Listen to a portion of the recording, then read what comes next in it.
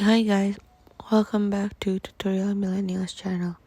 In today's video, I'm gonna show you how to get the dark mode wallpaper on your iPhone. So first you go to settings and then you scroll down to see the brightness and wallpaper settings. So scroll down and then tap there, and then there you just have to tap the dark writing, and then your setting has changed, and that's it.